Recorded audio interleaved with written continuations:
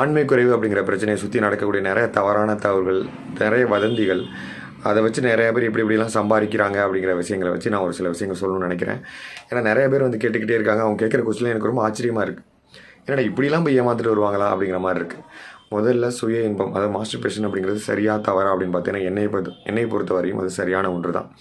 அது ரொம்ப அதிகப்படியாக அந்த பான் வீடியோஸ் பார்த்து ரொம்ப அதிலே அடிக்ட் ஆகி கிடக்கிறது, எந்த வேலைக்குமே போகாமல் இருக்கிறது, அந்த படிப்புகளில் நாட்டம் இல்லாமல் போயிடுறது, ரொம்ப தவறான விஷயங்களை இல்லீகலான விஷயங்களை இன்வால்வ் ஆகி உங்களுடைய மாஸ்டர்பேஷனை ரொம்ப நீங்கள் அதிகமாக பண்ணுறீங்கன்னா அது ரொம்ப தவறான விஷயம். அதாவது ஒழுக்கக்கேடான விஷயங்களை இன்வால்வ் ஆகிறீங்கன்னா அது ரொம்ப தவறான விஷயம்.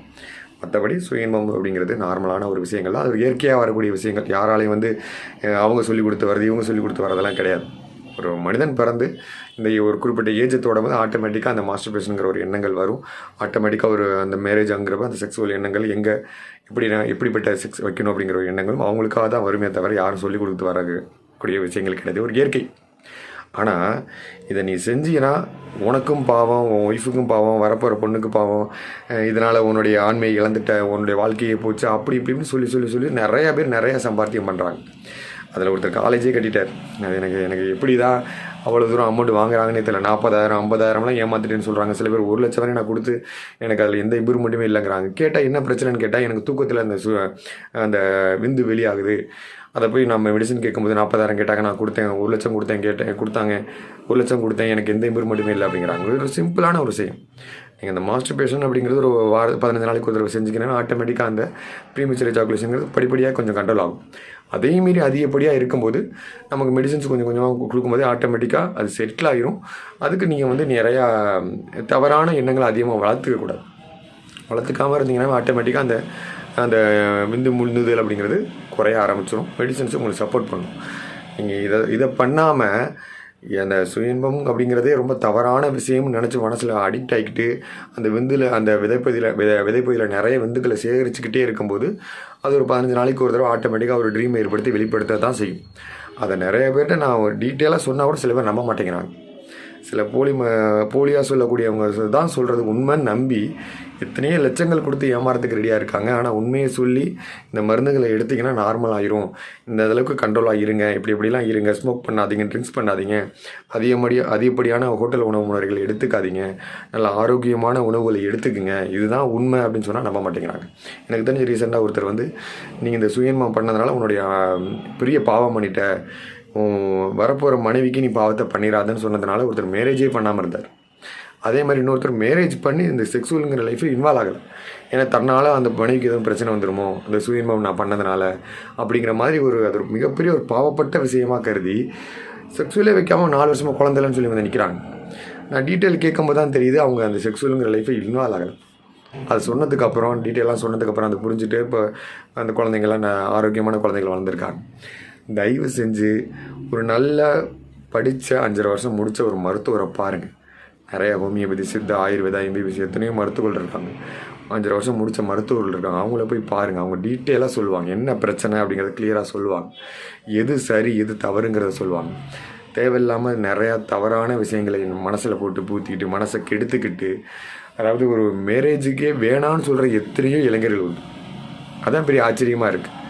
சுயன்பம் பண்ணிட்டேன், அதனால் வந்து எனக்கு மேரேஜே வேணாம், எனக்கு அவ்வளோதான் வாழ்க்கை போச்சு, எனக்கு இனிமேல் வந்து குழந்தைய பிறக்காது அப்படிங்கிற மாதிரி விஷயங்களை போயிடறாங்க. முதல்ல ஆண்மை குறைவு அப்படிங்கிறது நீங்கள் ஒரு செமன் அனாலிசிஸ் டெஸ்ட் எடுத்து பார்த்தீங்கன்னா அதில் உள்ள செமன் கவுண்ட் எவ்வளோ இருக்குது, மொட்டிலிட்டி இருக்குது, அதில் உள்ள அதில் உள்ள அளவு எப்படி இருக்குது, அதில் எதுவும் இன்ஃபெக்ஷன் இருக்கா, இந்த மாதிரியான விஷயங்களை பார்த்து முடிவு பண்ணுறது தான் ஒரு ஆண்மை குறைவு அப்படிங்கிற விஷயங்கள். அதில் நம்ம கம்மியாக இருந்தால் கூட அது மெடிசன் கொடுத்து கூட நமக்கு க்யூர் பண்ண முடியும். இப்போ ஒலிகோஸ்பர்னியாவாக இருக்குது, இல்லை அசோஸ்பர்னியாவாக இருக்குது, கவுண்டு கம்மியாக இருக்குது, இல்லை கவுண்டு இல்லாமல் இருக்குது.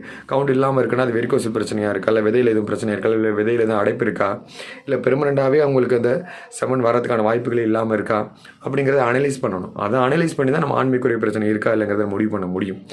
இவங்க மொத்தமாகவே இந்த சுய இன்பம் அப்படிங்கிற விஷயங்களை வச்சுக்கிட்டு இது ஆண்மை குறைவு, நமக்கு அவ்வளோதான், லைஃப் போச்சு, அப்படி போச்சு, இப்படி போச்சுன்னு படிப்பில் நாட்டம் இல்லாமல், அதாவது எனக்கு நிறைய படிக்கிற ஸ்டூடெண்ட் வராங்க. அதாவது 10th படிக்கிற பசங்க, 12th படிக்கிற பசங்க பேரண்ட்ஸை கூட்டிகிட்டு வராங்க.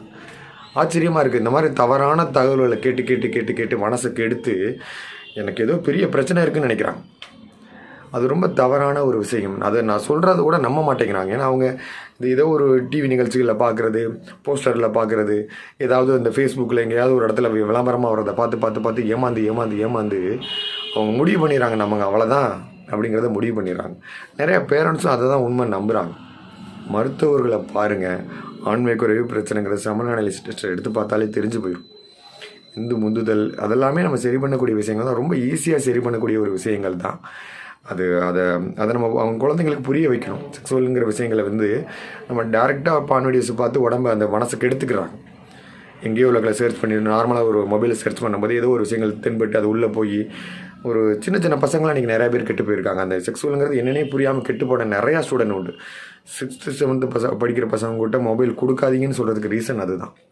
இந்த மாதிரியான விஷயங்களை கொடுத்து அந்த குழந்தைங்க வந்து மனதளவில் கெட்டு அந்த படிப்பில் சுத்தமாக நாட்டமே இல்லாமல் இருக்காங்க. மொபைல் வந்து குழந்தைங்களுக்கு கொடுக்காதீங்கன்னு சொல்கிறதுக்கு மெயின் ரீசன் இதுதான். நிறையா ஸ்டூடெண்ட் ஒரு சில பசங்களை வந்து ஸ்கூலில் போய் தவறான நடவடிக்கைகள் இன்வால்வ் ஆகிற அளவுக்கு கூட மொபைலுக்கு எடுத்து வச்சுருக்கு. தயவு செஞ்சு மொபைலை குழந்தைங்கள்ட்ட கொடுக்காதீங்க. ஒரு புரிதலை ஏற்படுத்துங்க. நிறையா சினிமாக்களை அவாய்ட் பண்ணுங்க. நிறைய ஆபாசமான சினிமாக்கள், ஒரு ஆபாசமாக ஒரு டான்ஸ் ஆடுறாங்க, ஆபாசமான வார்த்தைகள் சொல்கிறாங்கன்னா அந்த குழந்தைங்கள் எப்படி புரிஞ்சுக்குவாங்க அப்படிங்கிறத உணருங்க. அதேமாதிரி நிறைய பசங்களும் காலேஜ் படிக்கிற பசங்களுமே நிறையா வந்து இந்த மாதிரி பான் வீடியோஸ் பார்த்து நிறையா விஷயங்களை பார்த்து அதில் அப்படி இருக்குது இதில் எப்படி இருக்குதுன்னு மனசை போட்டு கெடுத்துக்கிறாங்க. நார்மலாக ஒரு என்னை போன்ற சில மருத்துவர்களை பாருங்கள், நாங்கள் தெளிவான விளக்கங்கள் சொல்லுவோம். பிரச்சனை இருந்தால் மருந்து, பிரச்சனை இல்லைன்னா மருந்தே நான் கொடுக்க மாட்டேன். அதான் என்னுடைய பாலிசி. சில பேருக்குலாம் பிரச்சனையும் இருக்காது, 1 லட்சம் செலவு பண்ணிட்டு வந்திருப்பாங்க. நான் விளக்கம் சொல்லியே நான் போப்பா அதெல்லாம் ஒரு பிரச்சனை இல்லைன்னு அனுப்பின எத்தனையோ பேர் உண்டு. அந்த மாதிரி சம்பாதிக்கணும்னு அவசியமே இல்லை. நான் உண்மையை சொல்கிறேன் நான். ஆனால் அதையும் சில பேர் நம்ப மாட்டேங்கிறாங்க. சில பேர் சைக்காலஜிக்கலாக பாதிக்கப்பட்டு வந்த நிறைய பேர் கூட உண்டு. ஏன்னா இதை பற்றி வெளியில் சொல்ல முடியாமல் மனசுக்குள்ளே பூட்டி வச்சு அது ஒரு சைக்காலஜிக்கலாகவே பிரச்சனையாகவே மாறிடுது. மனதளவில் பாதிக்கப்பட்டு போயிடுறாங்க. இதில் போய் ஏமாந்தாலும் அதை வெளியில் சொல்ல முடியல அவங்களால. அதான் மிகப்பெரிய ஒரு பிரச்சனை. வேறு ஒரு டிசீஸ், ஸ்கின்ல ஒரு டிசீஸ் இருக்குது அப்படின்னா இதில் போய் ஒரு டாக்டர்கிட்ட போய் ஏமாந்துட்டாங்களோட சொல்லிடுறாங்க. ஆனால் இந்த ஆண்மை குறை பிரச்சனையில் ஏமாந்தால் எத்தனை லட்சம் கொடுத்து ஏமாந்தாலும் அவங்க வெளியில் சொல்ல மாட்டேங்கிறாங்க. அதான் அந்த போலியான மருத்துவர்களுக்கு ஒரு பெரிய ப்ளஸ் பண்ண அமைஞ்சு போயிடுது. தயவு செஞ்சு நல்ல மருத்துவர்களை, குவாலிஃபைடான மருத்துவர்களை பார்த்து உங்களோட தெளிவான விளக்கங்களை தெரிஞ்சுக்குங்க. தெளிவான விளக்கங்கள் மூலமாக மனசை திருப்திப்படுத்திக்கிங்க. அதுதான் நல்லது.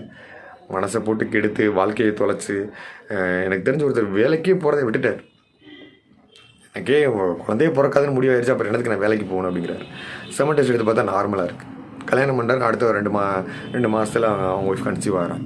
ஆனால் அவர் ஏதோ ஒரு விஷயத்தில் இந்த போலியான மருத்துவர் சொன்ன விஷயங்களை வச்சு மனசை கெடுத்துக்கிறார். தயவு செஞ்சு மனசை கெடுத்துக்காதீங்க. சில விஷயங்களை நல்ல குவாலிஃபைடான மருத்துவர்களை பார்த்து உங்களுக்கு தெளிவான விளக்கங்கள், அவங்க சொல்கிறது உண்மைதான் நம்புங்க. அதுதான் மெயின். உண்மைதான் சொன்னால் நம்ப மாட்டேங்கிறாங்க.